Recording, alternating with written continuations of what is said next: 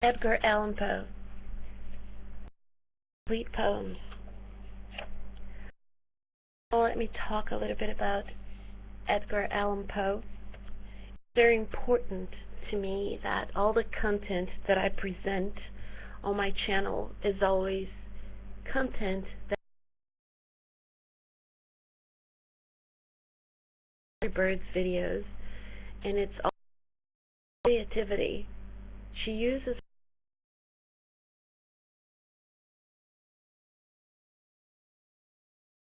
it because it is part of who she is. She loves drawing, she loves making. I encourage her to use her creativity. Her content is very high content on this channel.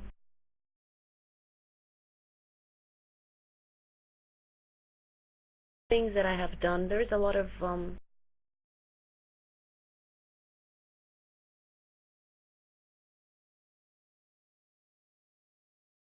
videos of my daughter when she was a baby. Lately I've been making a lot of videos with a lot of literature. My face is still all crumpled. It's okay. Talk a little bit about Edgar Allan Poe. Edgar Allan Poe was a great lyric poet. In addition to being internationally acclaimed, the father of the detective story and the modern Gothic horror tale. Poe's life was tragic and tormented, and part of the popular fascination with him is his image as a tortured genius. This view undermines the full extent of Poe's brilliance and his enormous influence. The poet W.H.Auden said, "No one in his time put so much energy and insight into making his contemporary poets take their craft seriously." W.H.Auden, anybody who has watched a lot of movies in the 90s will remember a brilliant, heart-tugging scene in a movie called 4 Weddings and a Funeral. There is a couple, a homosexual couple in this movie, and sorry to spoil it, but the movie was made 20 years ago. Chances are I've already seen it. 4 Weddings and a Funeral. So the funeral is this guy's partner's funeral. He dies suddenly in the middle of a wedding, and then at the funeral, his lover reads a poem by W.H.Auden, "Stop All the Clocks." It's a beautiful, heart-tugging scene. Just talking about it, I got goosebumps. But this is about Edgar Allan Poe. His poetry is rich with musical phrases and sensuous, evocative imagery. Some of the sounds in poetry, when there is a repetition of consonant sounds, for example, there is a recourse, which is a figure of speech called alliteration. Alliteration, that repetition of sounds, this will be present in Edgar Allan Poe's poems as well. Poe's poems, which are all collected in this volume, are more personal than his prose. The themes of love, death, and despair, which recur throughout, reflect the anguish he suffered in his own troubled life. Annabel Lee, and this is one of his most famous, is a haunting lament for his young wife, Virginia, who died of tuberculosis. See, back in the day, people died of tuberculosis rather often.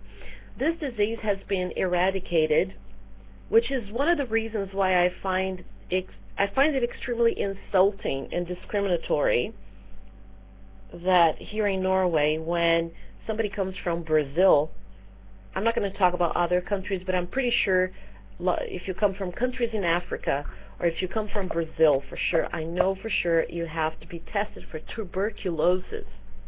And they don't let you attend Norwegian classes at the governmental offices or governmental organs that provide these courses for people. unless you have the all clear from the tuberculosis test. I find it extremely insulting. I find it extremely discriminatory in this day and age where tuberculosis has been eradicated. But back in the day, people died of tuberculosis all the time. So his young wife Virginia, who died of tuberculosis. The Bells is an eerie and melancholy meditation which recreates with brilliant musical language the hypnotic funeral aura of ringing bells. The Raven is a comic tour de force in which the protagonist turns his strange visitor into a symbol of his own sorrow and loss. Protagonist, the main character.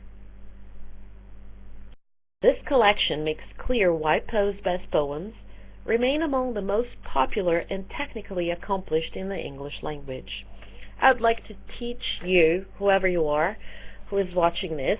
By the way, I want to say something. Yesterday, and this happens quite often and has happened over the course of the 12 years living in Norway.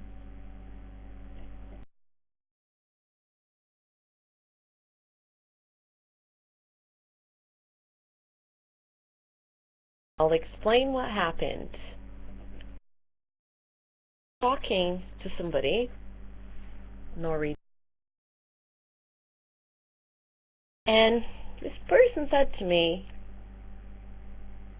"Well, I wish you could learn me this." And I've heard a lot of my students say that. "I wish you could learn me this." That is grammatically incorrect. I wish you could teach me this. I wish I could learn. So you teach somebody to do something, and you learn how to do something, or you learn something. Don't ever say, "Learn me this." No, teach me this. To teach. So I want to teach literature through these videos, and I hope that people will learn something. Today I talked about alliteration. I talked about what a protagonist was. I also talked a little bit about W.H.Auden. I talked about Edgar Allan Poe and his craft. And I hope to make more videos, and I hope to teach you something, and I hope that you learn something every time you watch one of my videos.